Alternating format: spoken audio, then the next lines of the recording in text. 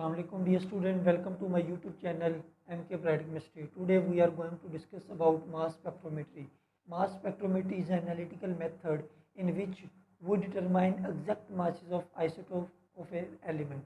यानी कि एक एनालिटिकल मेथड है जिसके अंदर एग्जैक्ट मासेस ऑफ आइसोटोप पता चलाए जाते हैं। किसी भी एलिमेंट है, ठीक है, किसी भी सब्सटेंस है कोई, उसके अंदर जो आइसोटोप प्रेजेंट है उसके एग्जैक्ट मासेस को पता चलाया जाता है मास स्पेक्ट्रोमीटर के ज़रिए। डेफिनेशन करते हैं, उसके बाद डिस्कस करते हैं एक और टर्म है मास स्पेक्ट्रोमीटर, उसको डिस्कस करते हैं।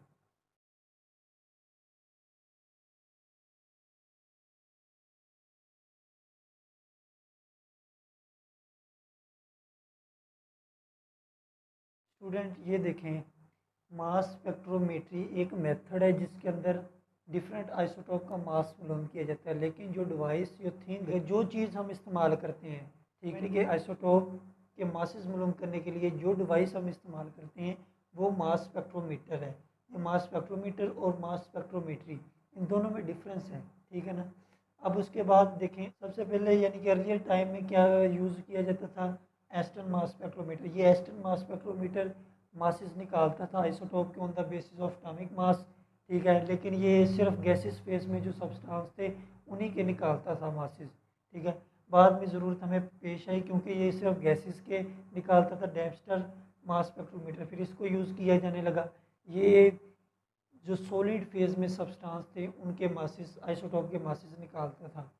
अब हम कंप्लीटली स्टडी करते हैं मास स्पेक्ट्रोमीटर को डिटेल के अंदर। मास स्पेक्ट्रोमीटर है क्या और कौन कौन से स्टेप होते हैं इसके अंदर, ये भी डिटेल में इधर स्टडी करते हैं जी। तो अब हम स्टडी करते हैं मास स्पेक्ट्रोमीटर को डिटेल के अंदर। मास स्पेक्ट्रोमीटर ये देखें, ये जो आपके साथ की चीज़ें नज़र आ रही हैं, ये आउटर कवरिंग एक ग्लास है, ठीक है। ये ग्लास का बना हुआ होता है। इसके अंदर जो सबसे पहले आप देख रहे हैं ये हीटिंग फिलामेंट होते हैं। अब हीटिंग फिलामेंट का क्या काम है, मास स्पेक्ट्रोमीटर के अंदर जब हम किसी भी सब्सटेंस को डालते हैं, यानी कि पता चलाने के लिए कि सब्सटेंस के अंदर कितने नंबर ऑफ आइसोटोप प्रेजेंट है और उनकी अबंडेंस क्या है, उनके मासेस क्या है, ये मेरी मेन पर्पज़ होता है हमारा मास स्पेक्ट्रोमीटर के अंदर। जब मसलन आपने कोई सब्सटेंस इनलेट के ज़रिए इंटर किया है तो ये जो हीटिंग फिलामेंट होते हैं इसका काम ये होता है कि अगर तो सब्सटेंस लिक्विड में है या सॉलिड स्टेट में है तो उसको कन्वर्ट करना वेपर में, हीट अप करिए, हीट इधर से आती है तो ये सब्सटेंस वेपर में तब्दील हो जाता है, ठीक है। पता है जब टेम्परेचर दिया जाता है किसी सब्सटेंस को तो वो वेपर फेज में चला जाता है। इधर यही होता है, हीटिंग फिलामेंट का यही काम होता है कि कोई भी सब्सटेंस आपने ऐड किया उसको वेपर में कन्वर्ट करना। अब बुक के अंदर यूज़ किया गया सैंपल नियोन का, वो पहले गैस फेज में है, तो पहला गैस फेज में है तो ये कन्वर्ट होगा ही नहीं, पहला स्टेप नहीं होगा। नियोन के केस में अगर कोई गैस है उसके केस में ये पहला स्टेप नहीं होगा। अब दूसरा स्टेप होता है इलेक्ट्रॉन गन। इसके अंदर क्या होता है, इसमें होता है आयोनाइजेशन। फर्स्ट होता है वेपोराइजेशन, दूसरा कहलाता है आयोनाइजेशन। आयोनाइजेशन में होता क्या है, ठीक है, आइंस बनाना। आइंस, ये आइंस बनाए जाते हैं, ये वेपर होते हैं ना, ये जो वेपर्स होते हैं, अब वेपर में से इलेक्ट्रॉन बीम फेंकी जाती है वेपर के ऊपर। जब इलेक्ट्रॉन बीम वेपर्स के ऊपर पड़ती है तो उनमें से इलेक्ट्रॉन निकल जाता है, इलेक्ट्रॉन खारिज हो जाता है। जब इलेक्ट्रॉन निकल गया हमें पता है तो पीछे पॉजिटिव आयन जनरेट हो जाता है। कोई भी एक न्यूट्रल एटम है या वेपर का मॉलिक्यूल है, उसके ऊपर जब इलेक्ट्रॉन की बम्बार्डमेंट कराई जाती है तो उसमें से इलेक्ट्रॉन को निकाल दिया जाता है, ठीक है। हमने जिस तरह मॉलिक्यूल के फॉर्म में मोलिकुलर आयन किस तरह बनता है, हमें पता है कि इलेक्ट्रॉन बीम जब यूज़ की जाती है उसके ऊपर बम्बार्डमेंट कराई जाती है तो इलेक्ट्रॉन निकल जाता है तो पीछे पॉजिटिव आयन बन जाता है, ठीक है। इधर भी वही केस है, जब इसमें से बम्बार्डमेंट की गई इलेक्ट्रॉन की, इलेक्ट्रॉन ने क्या किया था, इसमें से इलेक्ट्रॉन निकाला और पॉजिटिव आयन जनरेट हो गए। अब ये जो पॉजिटिव आयन जनरेट हो गए हैं ये इनका मास अलहदा है, ठीक है, मास भी कुछ का अलहदा होगा। क्यों, डिफरेंट किस्म के सैंपल के अंदर आइसोटोप प्रेजेंट है। हमें पता है कि आइसोटोप अगर प्रेजेंट है हमारे सैंपल के अंदर तो सबका मासेस डिफरेंट होगा, मास नंबर डिफरेंट होता है, एटॉमिक नंबर सेम होता है, तो इनके ऊपर चार्ज भी सेम। कुछ के ऊपर क्या पता है एक इलेक्ट्रॉन निकला है, किसके ऊपर क्या पता है दो निकले हो।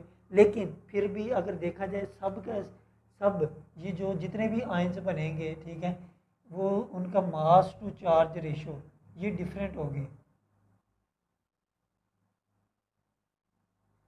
ठीक है, मास टू चार्ज रेशियो डिफरेंट होगी। अब ये जो आइंस बन गए हैं, अब इनको हमने मैग्नेटिक फील्ड से में से गुजारना है, ठीक है। तो अब इधर तक पहुंचाने के लिए हमें इधर एक नेगेटिव ग्रिड यूज़ करना पड़ेगी, जिसको एक ग्रिड ही हम लेते हैं जिसको बैटरी के साथ नेगेटिव चार्ज अप्लाई किया जाता है और 200 से 5000 पोटेंशियल डिफरेंस वोल्ट दी जाती है, ताकि ये शदीद नेगेटिव हो जाए। जब ये शदीद नेगेटिव हो जाएगी तो ये जो पॉजिटिव आयन होगी तो उसको अपनी तरफ खींचेगी। हमें पता है कि दो अपोजिट चीज़ें हमेशा आपस में अट्रैक्ट करती हैं एक दूसरे को। तो जब ये परफोरेटेड प्लेट यूज़ की है, ताकि अगर सीधी प्लेट यूज़ की तो वो चिपक ना जाए जाकर उसके ऊपर, ठीक है, अट्रैक्ट ना हो जाए उसके ऊपर। जब ये परफोरेटेड यूज़ की जाती है तो ये पॉजिटिव आयन इसमें से तेज़ी के साथ गुजरते हैं। जब तेज़ी से गुजरेंगे तो कुछ आयन इधर गिरेंगे, कुछ इधर, कुछ इधर। तो हम तो चाहते हैं सीधे के सीधे ये मैग्नेटिक फील्ड के ऊपर, मैग्नेटिक जो एनालाइजर है इसके ऊपर जाके गिरे। तो इस पर्पज़ के लिए हम ये स्लिट यूज़ करते हैं। बुक के अंदर 2 यूज़ किए हैं, मेरे पास इधर जगह नहीं थी, मैंने सिर्फ एक बनाई है, ठीक है। तो 2 स्लिट यूज़ की जाती हैं ताकि जो पॉजिटिव आयंस हैं जिनके मास टू चार्ज रेशो डिफरेंट है, वो सारे के सारे एक लाइन में जाकर इसके ऊपर टकराएं, ठीक है। जब ये एनालाइज़र के अंदर मैग्नेटिक फील्ड जो अप्लाई किया होता है उसके ऊपर जाके गिरते हैं तो ये इन सब को डिफ्लेक्ट करते हैं मुख्तलिफ एंगल के साथ। हमें पता है एंगल मुख्तलिफ क्यों होता है, मसलन कुछ ये जब इसके ऊपर आकर पड़े, ठीक है, तो इसने ऐसे गिराना शुरू कर दिया, इसको फेंकना शुरू कर दिया मुख्तलिफ एंगल के साथ, इस तरह। ये कैसे हो गया है? हमें पता है कि जब मसलन एक फ़ोर्स है 10 न्यूटन की फ़ोर्स है, वो पार्टिकल्स के ऊपर पड़ रही है, ठीक है। तो जो पार्टिकल होगा हल्का वो ज़्यादा दूर जाके गिरेगा, लेकिन जो भारी होगा वो उधर ही रह जाएगा। क्यों? अब इधर भी यही चीज़ है, मैग्नेटिक फील्ड सब के ऊपर बराबर लग रही है। सब जो मोलिक्यूल आ रहे हैं पॉजिटिव, सब के ऊपर बराबर फील हो रही है। लेकिन जिनका मास टू चार्ज रेशो कम है, यानी कि जिनका मास कम है, वो ज़्यादा फील करेंगे फोर्स को, वो ज़्यादा इधर आके गिरेंगे। लेकिन जो भारी होंगे जिनका मास ज़्यादा हुआ वो इधर ही गिर जाएगा, ठीक है। जो इधर आके गिरेंगे उनका रेडियस कम होगा। रेडियस कैसे कम होगा? देखो ऐसे रेडियस बन रहा है, ठीक है, ये हिसाब लगा लो ऐसे, ठीक है, ये रेडियस है। अब जिनका इधर गिरेगा उनका रेडियस भी बड़ा ही होना है, ठीक है। जो इधर हल्के होंगे जिनका मास टू चार्ज रेशो कम होगा, वो इधर आके जब गिरेंगे, ठीक है, तो इनका रेडियस भी कम होगा। तो हमने इधर से एक रिलेशन पढ़ा है। अब ये देखें एच इधर मल्टीप्लाई हो रहा है, इधर आके डिवाइड हो जाएगा मास, और इधर 2e डिवाइड हो रहा है, इधर जाकर ये मल्टीप्लाई होगा। अब ये देखें 2e m e/e/h। अब एच और आर के अंदर देखें क्या रिलेशन है, ये रिलेशन है, यानी कि दोनों इन्वर्सली प्रोपोर्शनल है। अगर मैग्नेटिक फील्ड ज़्यादा कर दी जाए, मैग्नेटिक फील्ड अगर हम ज़्यादा बढ़ा दें, थोड़ी ज़्यादा कर दें, तो रेडियस कम होता जाएगा, ठीक है। मसलन मैग्नेटिक फील्ड ज़्यादा की तो इलेक्ट्रॉन इधर, मोलिक्यूल इधर आके गिरेगा, इधर आके गिरने के इसका जो रेडियस है वो कम होगा। अगर ये कम कर दें तो ये रेडियस बढ़ जाएगा। मसलन मैग्नेटिक फील्ड कम कर दें, जोर ही नहीं लगेगा मैग्नेटिक फील्ड का, वो जब इधर आएगा इधर से टकरा कर बिल्कुल इधर गिर जाएगा, ठीक है। तो इसका रेडियस ऐसे बढ़ेगा। रेडियस और मैग्नेटिक फील्ड इन दोनों में इन्वर्स रिलेशन है। लेकिन रेडियस का और अगर इलेक्ट्रिक फील्ड के साथ देखें रिलेशन को डायरेक्ट है। अगर आप इलेक्ट्रिक फील्ड ज़्यादा का इधर अगर मैग्नेटिक फील्ड की जगह इलेक्ट्रिक फील्ड अप्लाई की जाए, तो मैग्नेटिक फील्ड अगर इलेक्ट्रिक फील्ड अगर ज़्यादा अप्लाई करेंगे तो उससे होगा क्या, रेडियस ज़्यादा होगा, वो इधर गिरेगा, ठीक है। अगर ज़्यादा आपने अप्लाई की है इलेक्ट्रिक फील्ड, वो इधर गिरेगा, कम करोगे तो वो इधर आके गिरेगा, ठीक है। तो इसका रेडियस इस तरह कम होगा, इस तरह इसका रेडियस ज़्यादा हो जाएगा। ये था रिलेशन जो बता रहा था मैग्नेटिक फील्ड और आर के अंदर क्या रिलेशन है। जब ये इधर आके गिरेंगे, ठीक है, ये मेटल की एक प्लेट इलेक्ट्रोमीटर जिसे कहते हैं, जब ये इधर आके गिरे हैं तो इन्होंने मेटल की प्लेट के अंदर, हमें पता है कि एटम होते हैं, एटम के ऊपर जब फॉल करें तो उसमें से इलेक्ट्रॉन को रिमूव कर देंगे पॉजिटिव आयन। जब इधर से इलेक्ट्रॉन निकलेगा तो इलेक्ट्रॉन का फ्लो होगा, एक इलेक्ट्रॉन ही फ्लो हो रहा है, माइन्यूट सा करंट जनरेट होगा। वैसे भी अगर 10-12 इलेक्ट्रॉन अगर फ्लो करें तो माइन्यूट सा करंट जनरेट करता है। इधर भी एक माइन्यूट सा करंट पैदा होगा, जिसको हम अगर एम्पलीफायर से एम्पलीफाई करें तो हमें पता चल जाएगा कि वो कितनी शिद्दत है इलेक्ट्रॉन की। होता ऐसा ही है कि जब इधर आकर मॉलिक्यूल गिरता है, ठीक है, अगर तो होगा सेम किस्म का मॉलिक्यूल, मसलन इधर नियोन के 3 सैंपल हमने यूज़ किए हैं। अगर है 20 वाला, ठीक है, जिसका मास है 20, वो अगर इधर आके गिरेगा, ठीक है, 21 वाला इधर गिरता है और 22 वाला इधर गिरता है। जितने मॉलिक्यूल्स होंगे सैंपल के अंदर 20 वाले, जिसका आइसोटोप है 20, वो जब इधर आके गिरेंगे ज़्यादा करंट जनरेट, हमें पता चलेगा उसकी रिलेटिव बर्डन ज़्यादा है।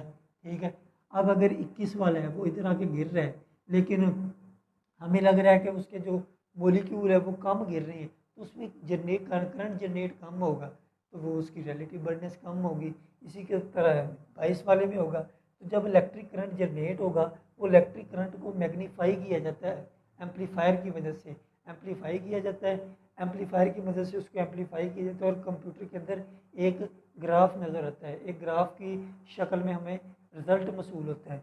अब रिज़ल्ट किस तरह का होता है वो मैं अभी ड्रा करके बताता हूँ।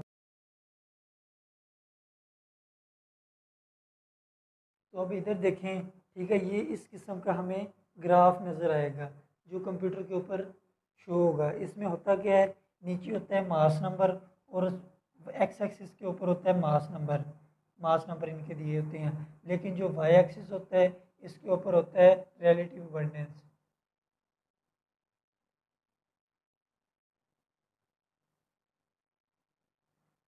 अब देखें, तीन पीक्स मिल रही हैं। इस ग्राफ की मदद से हमें क्या क्या चीज़ें मसूल होती हैं। हमें इधर से पता चलता है नंबर ऑफ़ पीक्स बताती हैं कि उसके अंदर कितने नंबर ऑफ़ आइसोटोप हैं।